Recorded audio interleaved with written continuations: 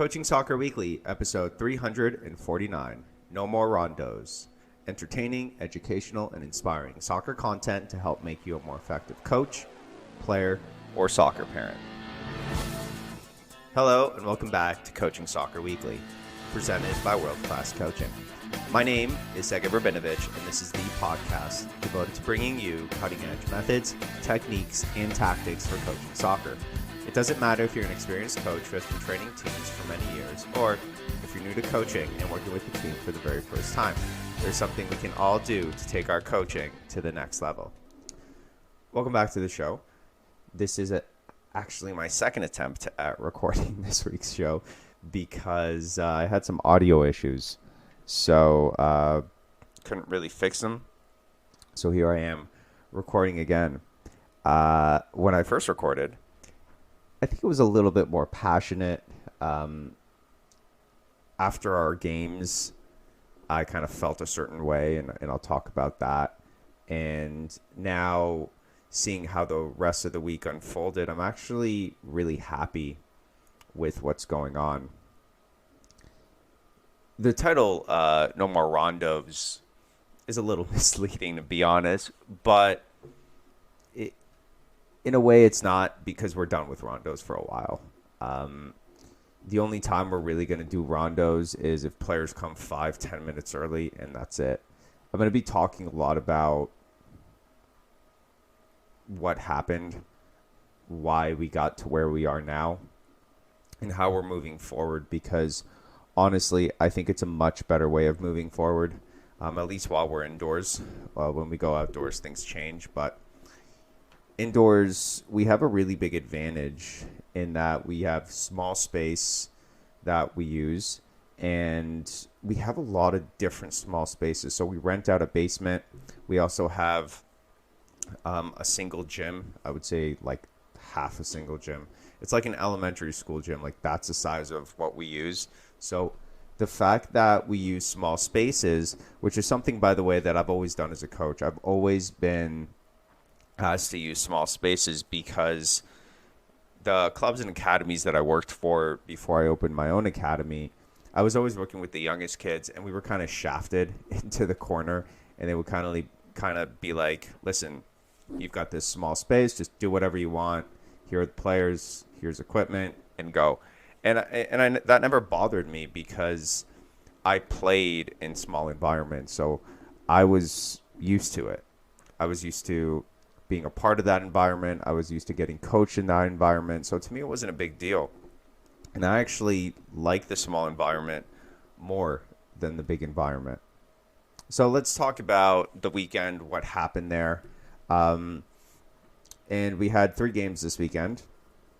Our 2013 team kicked it off, and then our 2010 played, and then the day after, our 2011 and 12 played. So what was really interesting was our sponsor, VO.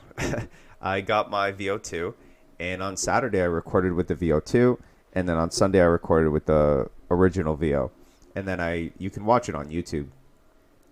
The resolution, completely different. It's just so much better. The VO2 is amazing. This is my first week with it, so I'm still trying to get to know how to use it and all that. I don't know if I'm going to use the live feature.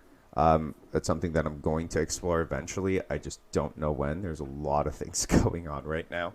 So, yeah, if you're looking for a VO2, great investment. On Mondays, this is kind of where everything else happened as well. It's really good to reflect, and the only way to reflect is watch it back, because you can't reflect in the moment. It doesn't work. You're heated. There's a lot of factors. You're focused on things that aren't really the big picture. So to be able to watch the games back and to do it with the players is very powerful, and that's why I love VO. That's simple reason. We used to have a really bad camcorder, and you can actually see some of the games. Can't even make out players, who they are. You can barely make out the numbers. So if you're looking for a VO2, you want $200 off, You can look in the show notes. And yeah, thanks Vio for sponsoring the show. So let's talk about the games and what happened, because it kind of made me throw the script out of what we've been doing. I've always been proud of how our teams fight. Now, this year is a brand new challenge because our teams are playing a year up. So the 2013s, who played in Division II last year, are essentially now playing a year up.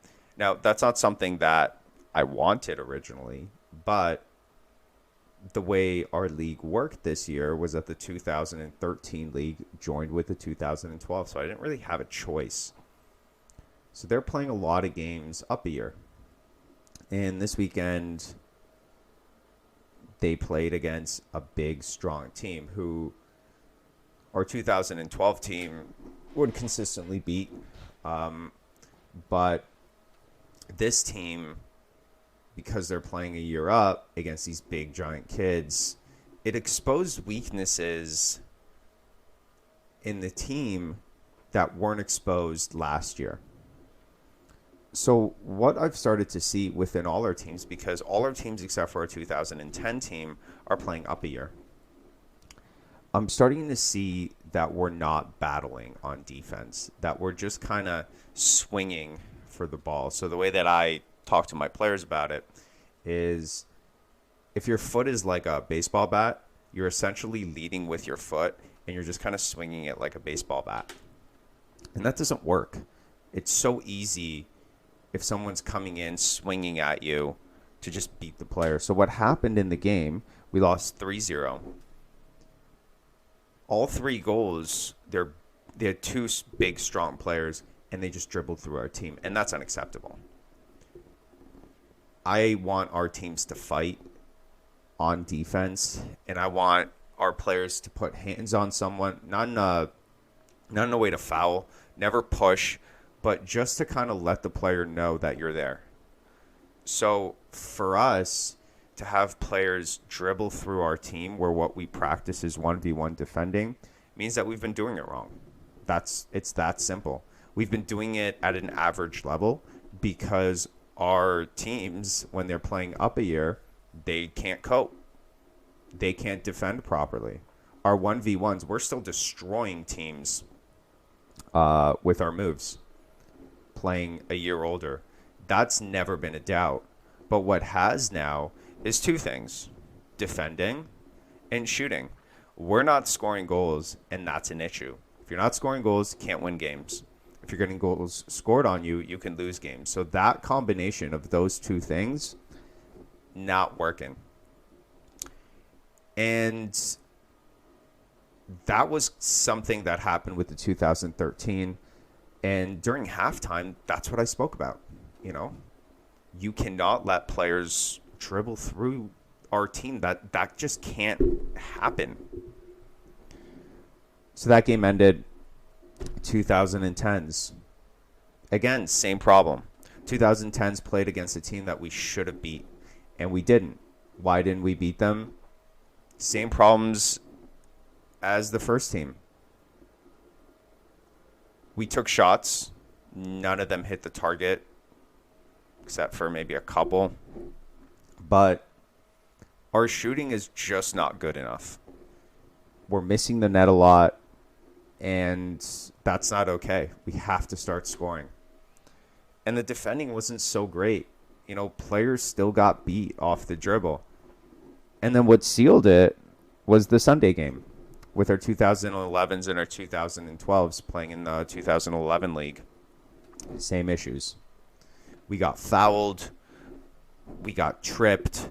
Players got hurt on our team. And that's not okay. I can blame it on the ref. I can blame it on the other team playing dirty. But at the end of the day, I have to teach my players how to protect themselves. I have to teach them how to defend properly. So when players are coming at them, they're not again, swinging for the fences with their legs. When they're dribbling, right, they should be able to know how to protect themselves, how to fall properly, things like that. And the last thing is the same issue. We didn't score a single goal.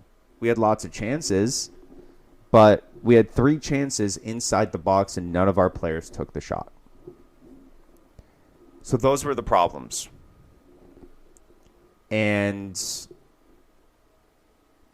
on Monday, we watched the games back. I reflected. And essentially, I threw the script out, what we've been doing, because it doesn't make sense anymore. So if you've listened to the show, you know that I essentially split my practices into 2 different parts. First part is 1v1, and the second part is types of rondos. Now, let's talk about the characteristics of each one.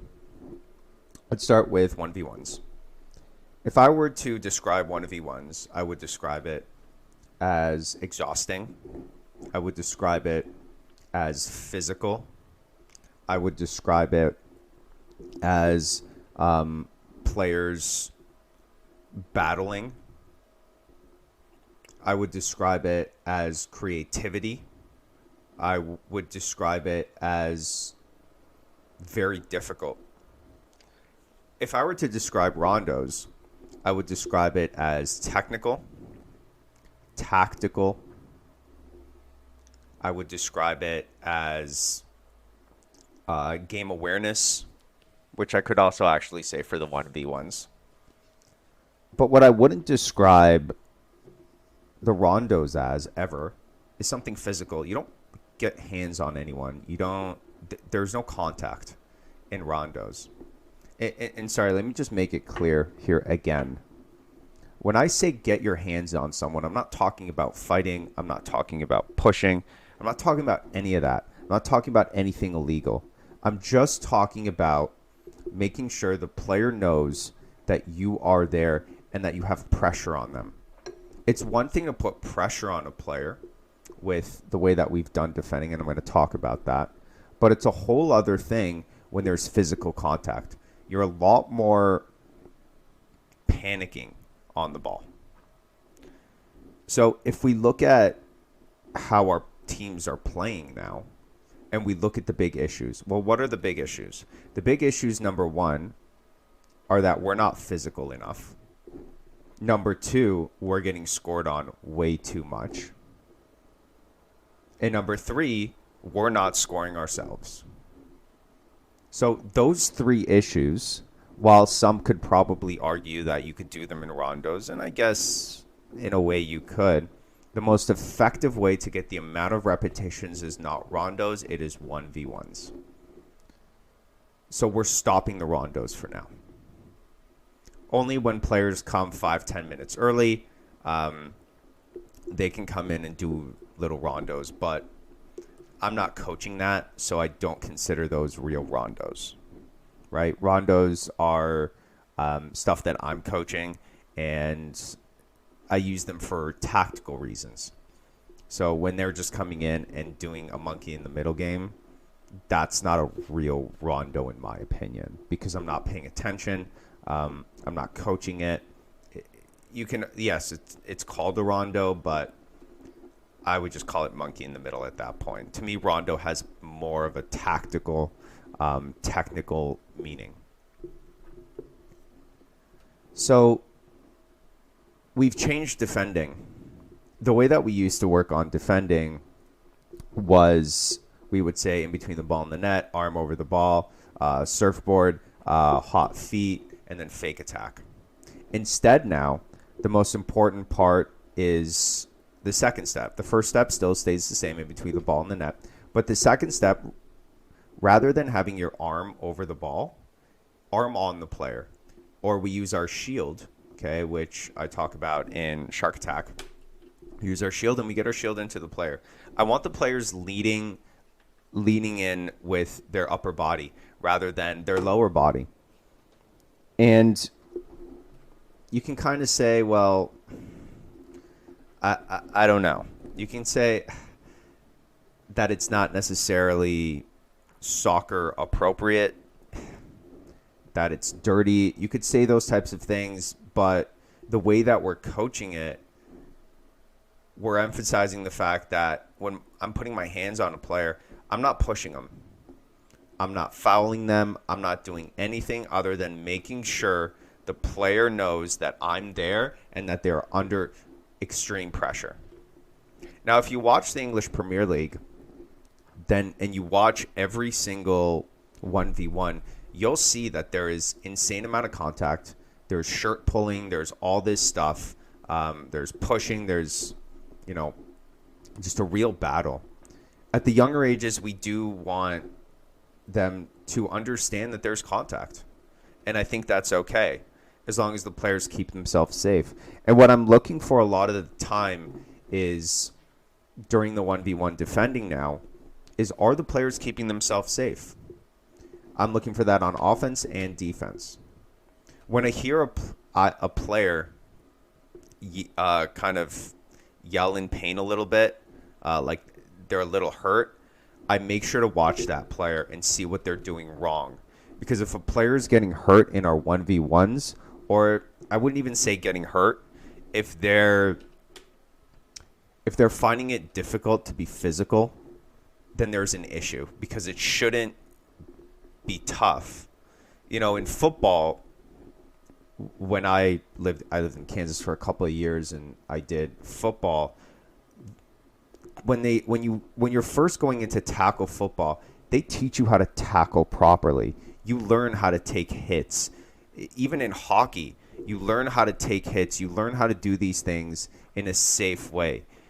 If you're going for a hit in hockey, you're not going to go in with your head. That makes no sense. You're not going to go in with your skates up, right? There's a specific way to hit someone with your shoulder. In soccer, that's no different. In soccer, when we do our shark attack game, we talk about how to shield properly. And we talk about that this is the way to defend. This is the way to keep yourself safe. If you ever feel like you're not in a safe situation, all you have to do is get your shield up. And it's important to get that shield up. When we talk about shield, we talk about the forearm going up 90 degrees.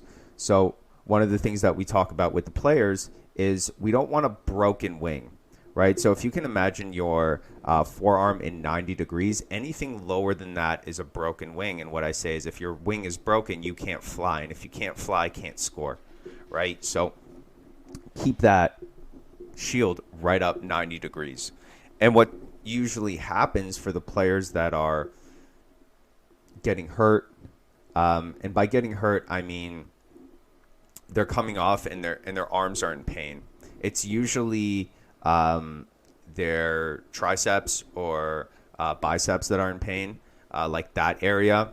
And that's because the other player is putting their forearm into their in between their tricep and bicep. So that area there.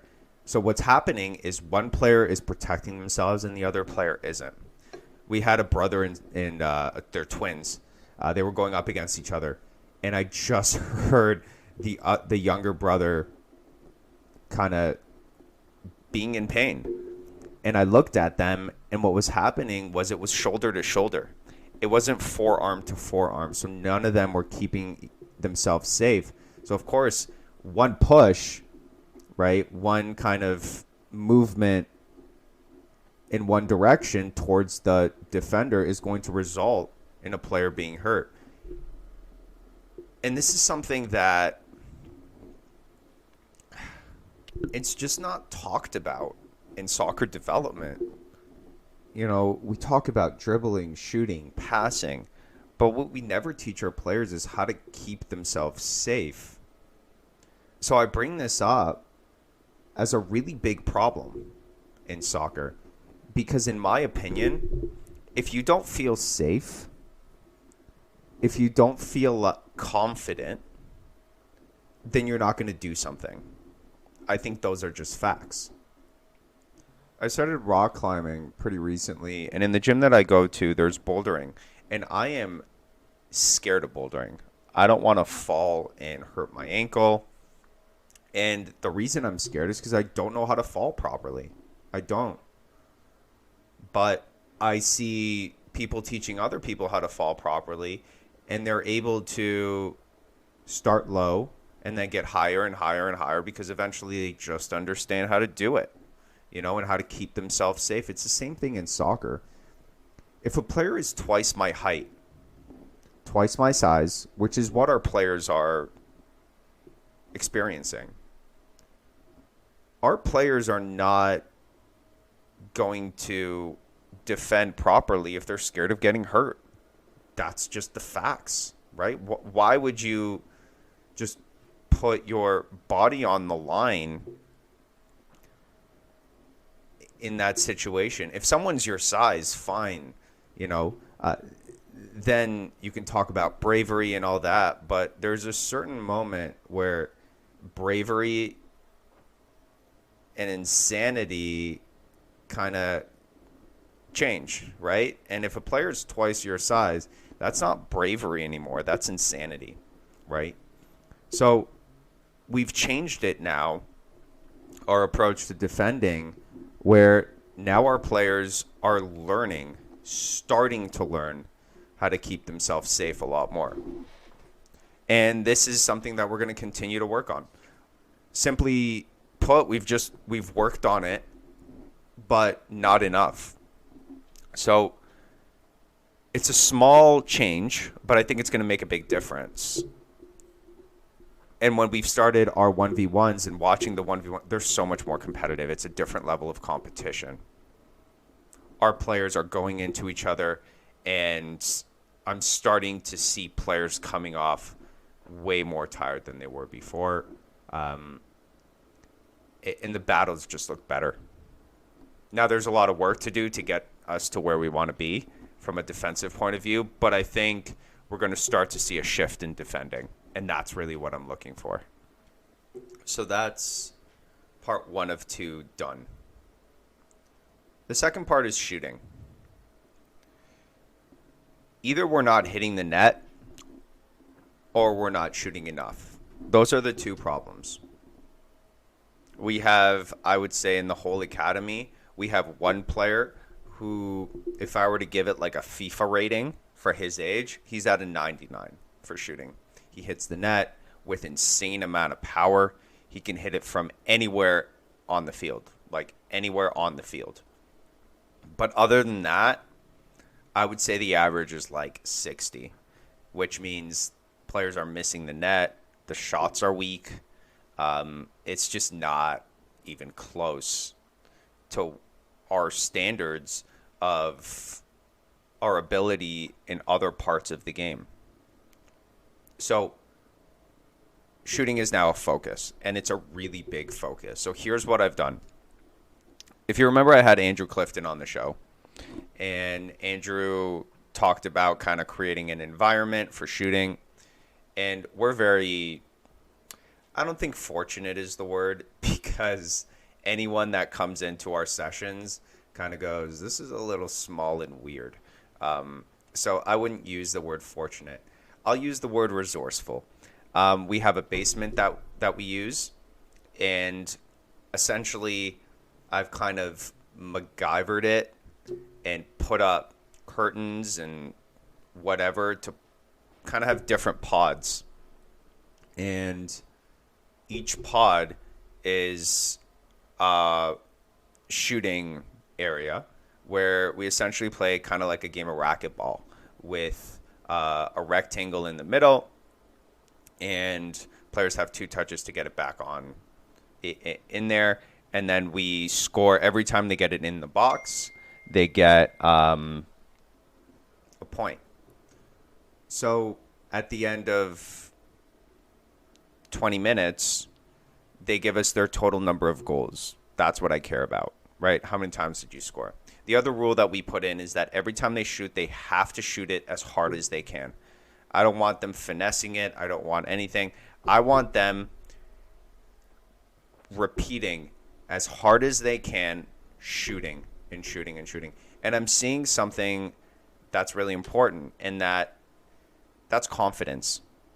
I think that's what we're lacking, because from watching them shoot the ball, they can all shoot, but the confidence isn't there. So hopefully by repeating it the amount of times that they have, we've got players coming back with 200 goals, which I think is a little bit of a lie, but I think the average is about 50, if I'm being honest, right? If they're scoring 50 goals, imagine the amount of shots they're taking. I would say about 200, something like that. So I think that's actually what some of those players are in the 200 of the younger ones. So I think that's what they're counting. They're counting the 200 the shots. So it kind of makes sense. But anyway, I'm starting to see confidence. And what we're doing is we only have 3 pods right now. So that's 6 players. And then if we have any more, so if we usually go down with 8 or 7, and then those extra 2 are working with the coaches, working on their technique. So I think it's been great so far, and we'll see what happens this weekend when we start to shoot more. Now, the other difference that we've done, and again, this is all about defending, is we've changed the way that we're scoring it. So before, I would give all the players letters. Johnny would get 4, Eric would get 8, and then that would be their score, and the goal difference would be 4. It's different now. What happens is your score is not based on win, it's not based on loss, it's based on plus or minus. So let's say I win the game 5-0. I'm at a +5.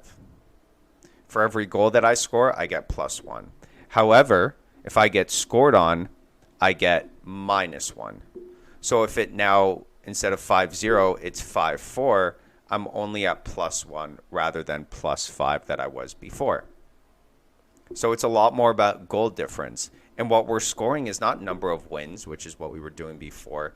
It's goal difference. And the point that one of my coaches made, which was, I think, brilliant, is that now the players that are in negatives, because we're recording scores on a board and it's cumulative.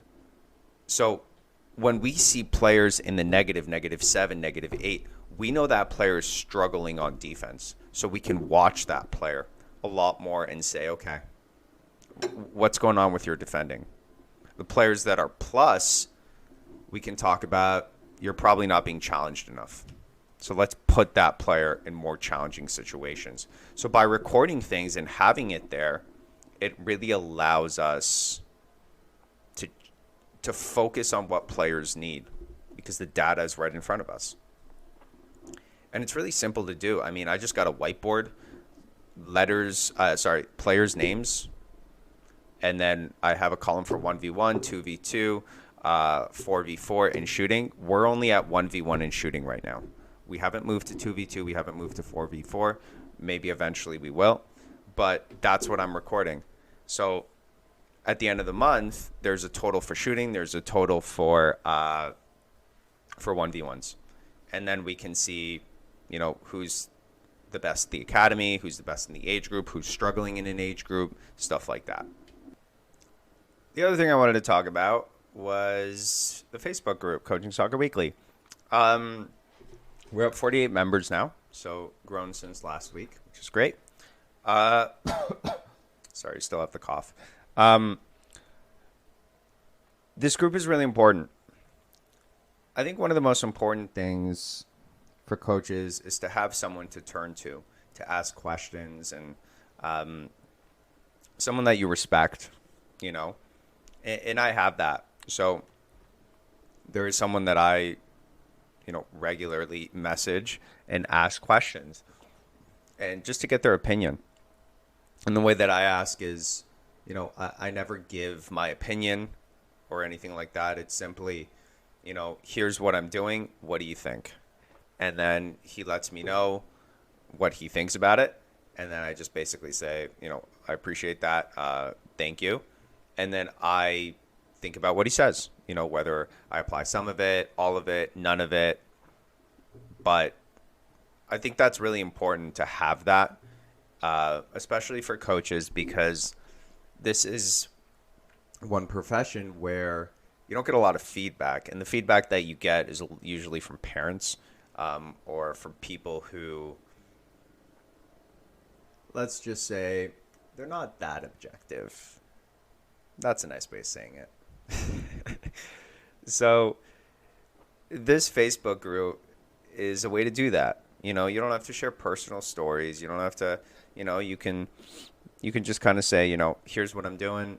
What does anyone else think about it? And we've had that. We've had people share stories already on there. Had someone ask questions about, what should he do? What do you guys do during warm up for games? So stuff like that. And I just think it would be cool. The more coaches that join, the better, the more advice you get, the more perspective you get.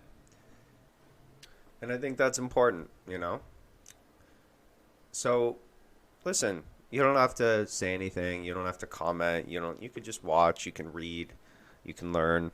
And I think that's what, if you're listening to this show, that's what you're looking for. You're looking to learn. And I may not always have the answers. I'm just a guy coaching. I don't think I know everything. Far from it, as this podcast obviously shows, because I just did a full 180 with what we're doing. So,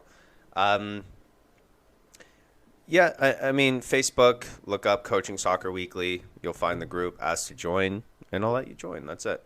I'll try and be as quick as I can unless I'm coaching. But I usually get those notifications pretty quick. So I'll do my best to be as quick as I can, let as many people as I can. And hey, if you know someone who doesn't listen to the show, invite them. That's not a big deal. As long as they're coaching and all that. You don't need to listen to the show to be a part of it. Like, no, I'm not like that. So, yeah, cool. That's it. Sunday, World Cup.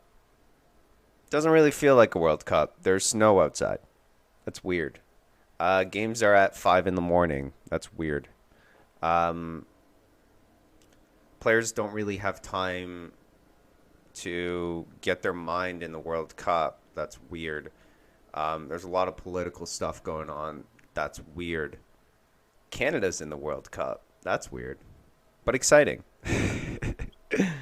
No, but, it's a weird, it just doesn't feel like the World Cup is here. But I'm excited. It's good. There's so much negativity, I think, going into it.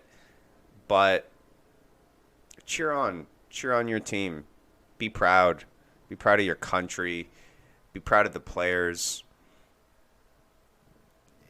It's just, it's a celebration of soccer, and it may not be where we want it to be. It may not be at the time of the year that we want it to be. It may not be run by people that have the best ideas about soccer or care about soccer. But at the end of the day, it's a bunch of countries coming together, playing the game that I love to watch and I'm passionate about. So I'm excited for it, and hopefully you enjoy it. That's it. If you have kids, wake them up in the morning. I remember my first World Cup that I can remember was 98. I was 8 years old. And I remember my dad waking me up to watch the final. I don't remember much of them, but it's a bonding experience. It's something unique that doesn't happen very often, so enjoy it. Find people and watch the games with them, So, yeah, World Cup. Excitement. Well, thanks for listening to another episode of Coaching Soccer Weekly. I have 3 games this weekend again. The same 3 teams are playing. Our 24 teams are not playing this weekend. They are off again. We're actually going to be moving up to Division 2 in the new year, so that's going to be interesting. We've just been dominating Division 3, 7-0, 5-4-1, something like that, these games. So I'm excited to kind of see how we do. But let's focus on this weekend first. I'll let you know how things go. I mean, it's clear what I'm emphasizing. Defend. Don't get beat. shoot the ball, score goals, and let's see how that works out. I'll keep you posted. But honestly, Sunday's coming. Enjoy the World Cup. Enjoy this week. Doesn't happen often. So until next week, enjoy the journey. Enjoy the moments. But most importantly, enjoy the World Cup. Coaching Soccer Weekly is a production of World Class Coaching. All rights reserved. Hey, thanks for watching all the way to the end. And you can check out more of our videos right here.